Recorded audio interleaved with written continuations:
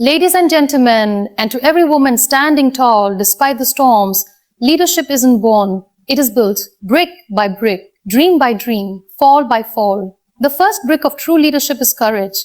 Courage to be different. We are often taught that to belong, we must blend in. That success comes from fitting perfectly into the shapes society has carved for us.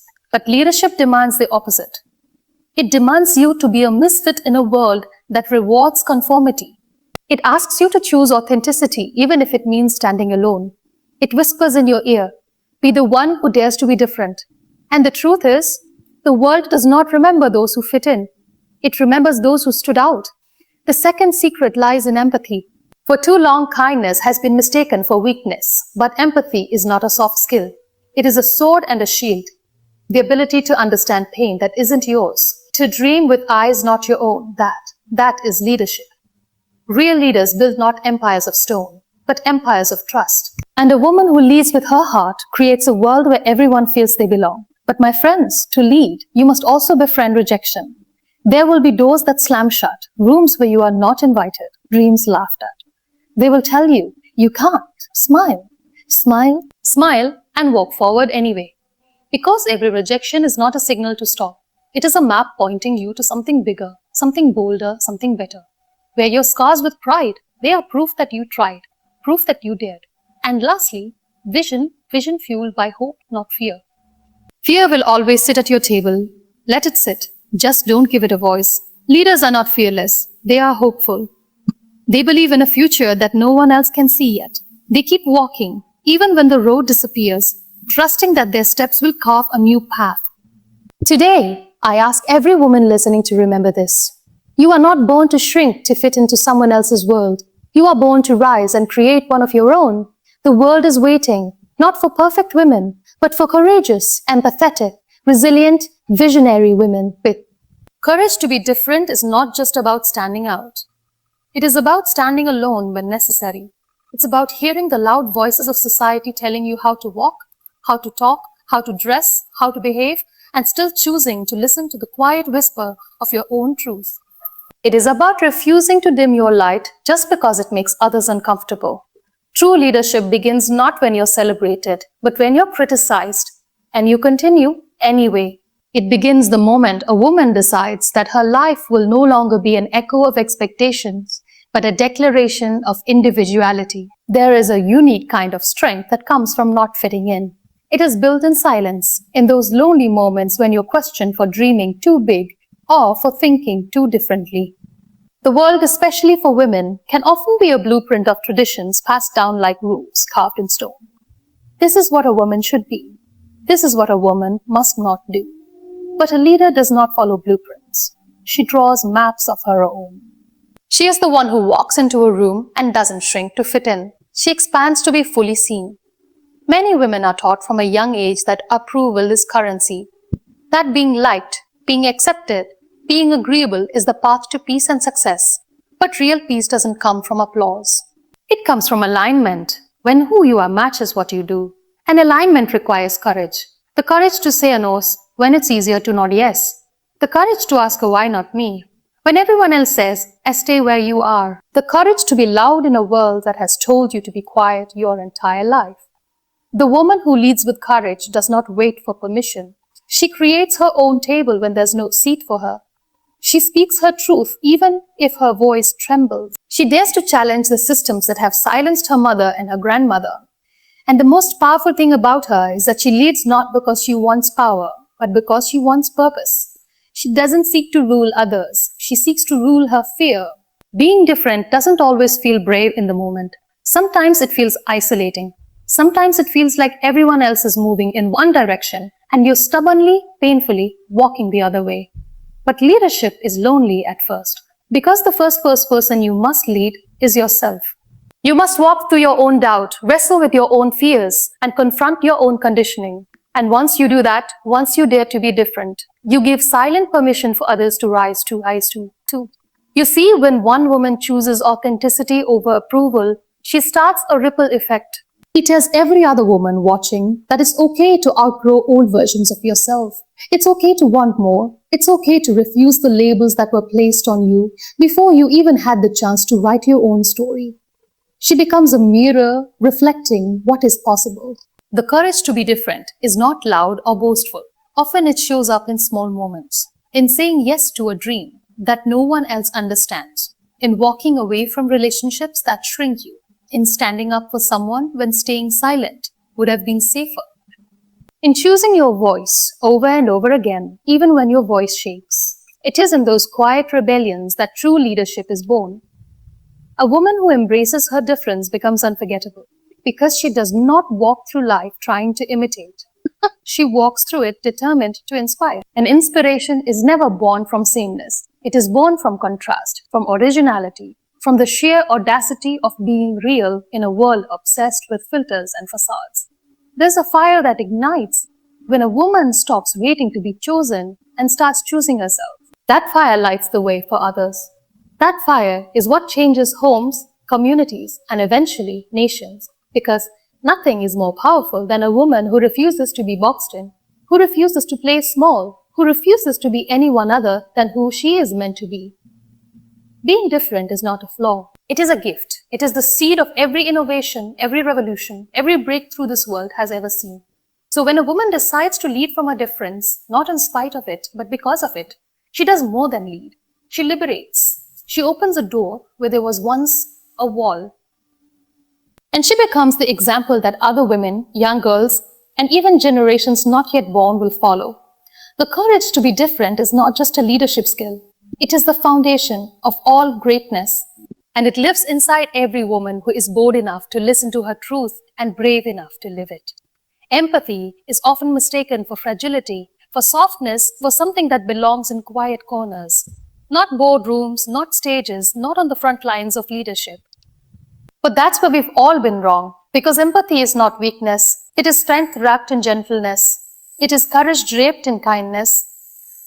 It is the one force that allows a leader not just to instruct, but to inspire, to not just guide from the front, but to lift from the middle. Empathy is not the opposite of power. It is power, the kind that transforms not just systems, but souls. In a world that often celebrates detachment as professionalism and emotional distance as efficiency, a woman who leads with empathy disrupts the pattern. She listens not just to words, but to silence. She sees not just performance, but potential. She understands that behind every face there's a story. Behind every mistake there's a reason. And behind every hesitation there's usually a history of hurt. And she does not turn away. She leans in, because true leaders don't walk over people to climb up. They carry people with them. Empathy is not about fixing everyone's problems. It's about making people feel seen, heard, and valued. It's looking at someone and saying, I don't know your pain, but I respect it. I don't have all the answers, but I'm here with you.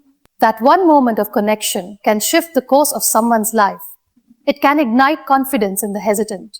It can revive faith in the broken. And it can make people believe, not just in the mission, but in themselves. For women especially, empathy has always been a natural language, passed through generations, through the way we've cared, nurtured, sacrificed, and supported.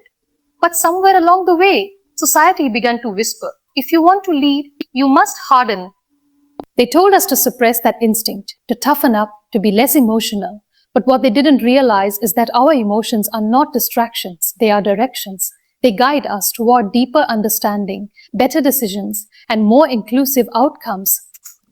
A woman who leads with empathy is not soft. She is strategic. She understands that the best way to build loyalty is through love, not fear.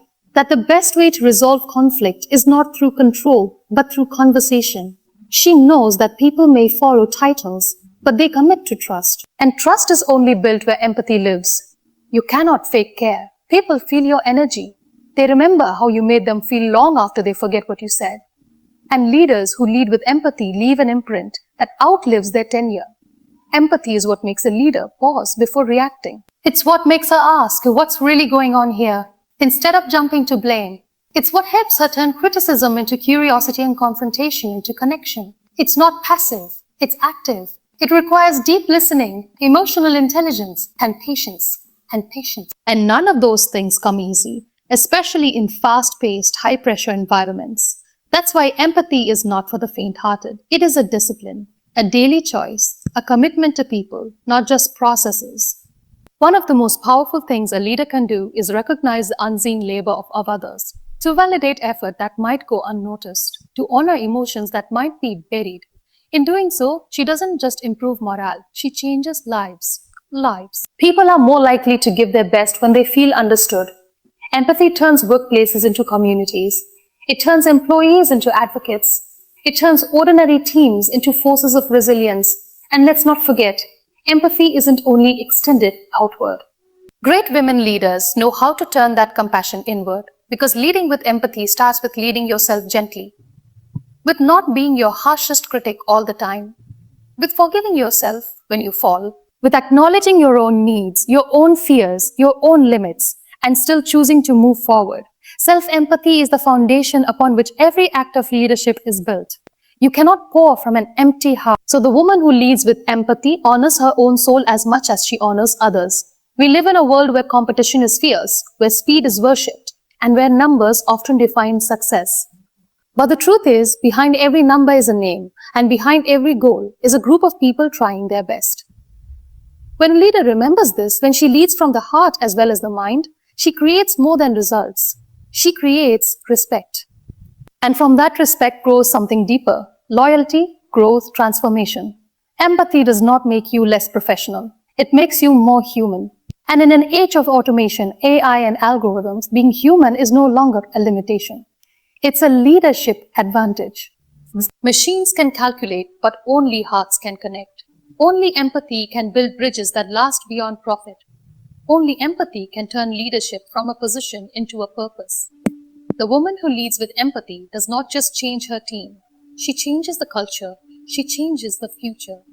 And she proves every single day that compassion is not a compromise. It is the catalyst for everything extraordinary.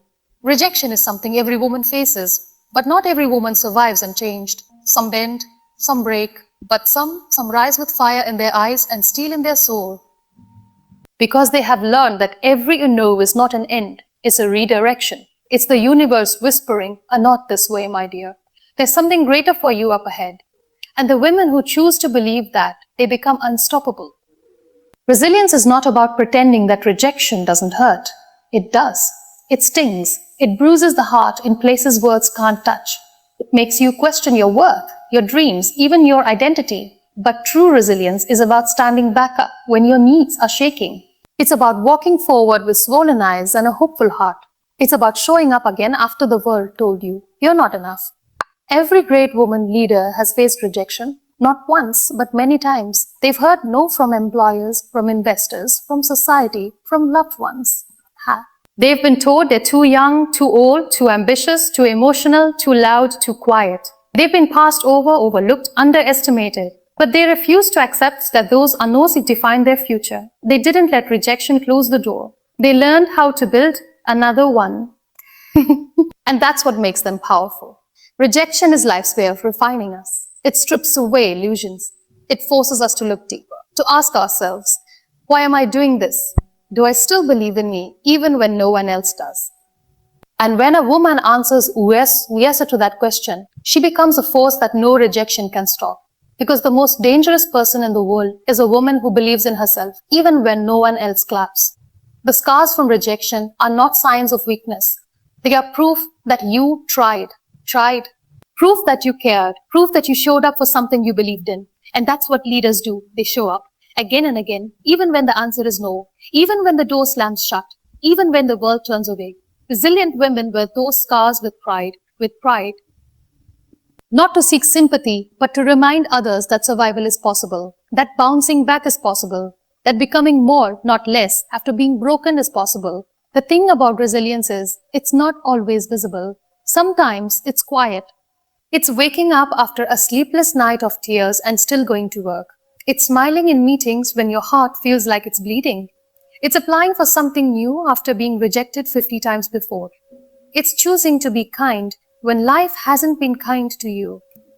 These moments may seem small, but they are mountains being moved in silence. And every time you rise after rejection, you are rewriting your story. One of the hardest truths to accept is that not everyone will see your worth. Not everyone will understand your vision. Some will misunderstand you on purpose. Some will try to diminish your shine because it threatens their own shadows. But rejection is never about your value. It's often about their vision being too small to hold your greatness. So don't shrink to fit into their narrow view. Expand. Be louder. Be bolder. Let your resilience speak where your words no longer can. There is something sacred about being rejected and still believing. There is beauty in the woman who holds her head high, even when everything around her screams defeat. That kind of belief can't be taught. It is earned in dark seasons, in lonely nights, in quiet tears. And those who walk through it come out with something more powerful than acceptance. They come out with self-trust. Rejection builds resilience because it teaches you what you're truly made of. It forces you to dig into the parts of yourself that comfort never calls upon. It's easy to lead when everything's going your way. But leadership built on resilience, that's the kind of leadership that lasts. That's the kind that inspires, because people don't follow perfect leaders. They follow real ones who've fallen and risen, ones who've failed and still moved forward, ones who've been rejected and yet refused to reject themselves. So many women are waiting to be chosen by an employer, a partner, a platform. But the truth is, you don't need to be chosen to lead. You need to choose yourself. Rejection doesn't mean you're on the wrong path. It means you're being rerouted to something better, something that fits your soul, not just your skills. And resilience is the compass that keeps you going, even when the road vanishes beneath your feet.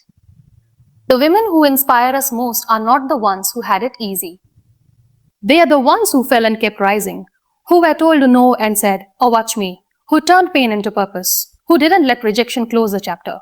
They used it to begin a new one. Their resilience is their revolution, and every woman has that fire within her, use that fire within her. All she has to do is believe that no can stop the yesa that lives inside her. There is something magnetic about a woman who leads with hope, not blind optimism, not forced positivity, but deep, soul-rooted, unshakable hope, the kind that refuses to be silenced even when the world feels heavy. The kind of hope that becomes vision, that becomes movement, that becomes a force of nature. Women who succeed are not fearless. That is a myth we need to let go of. They are afraid, just like anyone else. They feel the tremble in their chest, the doubts whispering in their ears.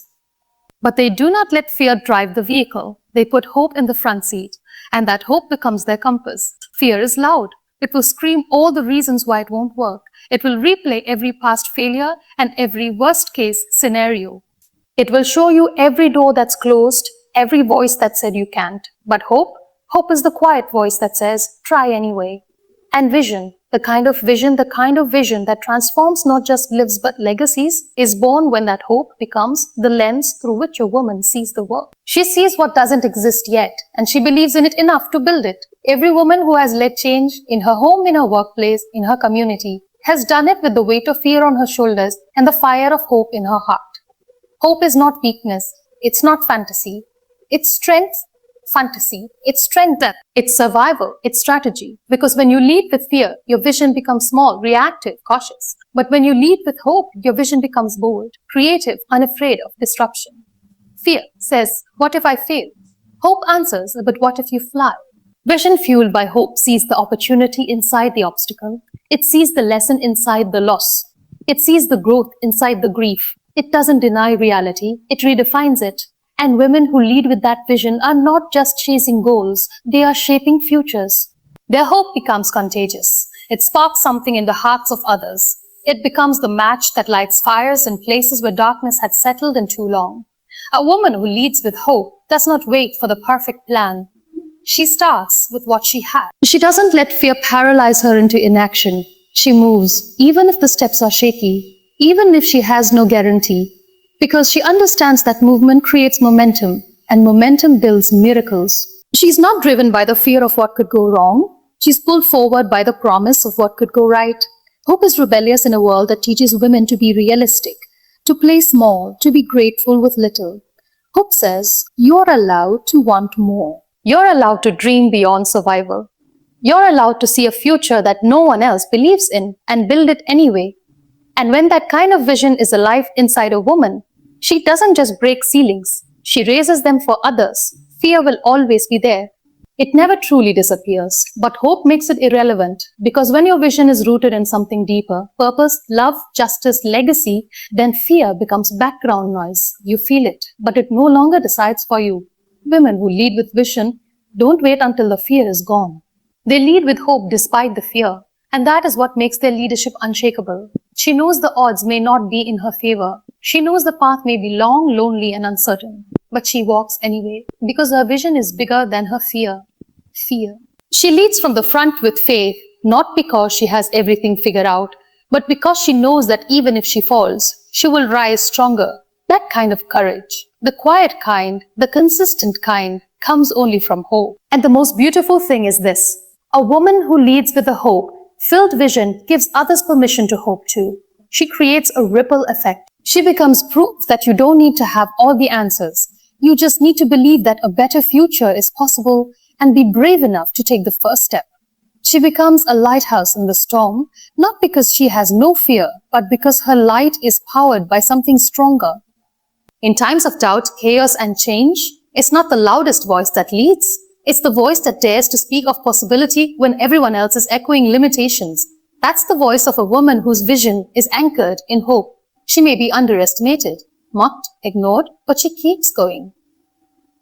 And over time, that vision becomes reality. Not because it was easy, but because she never gave up on what could be. Hope is a quiet rebellion. It's a soft revolution. And when it fuels a woman's vision, there is no limit to what she can transform, not just for herself, but for everyone who comes after her. Be that woman, lead, and never, ever apologize for it. Thank you, Muti.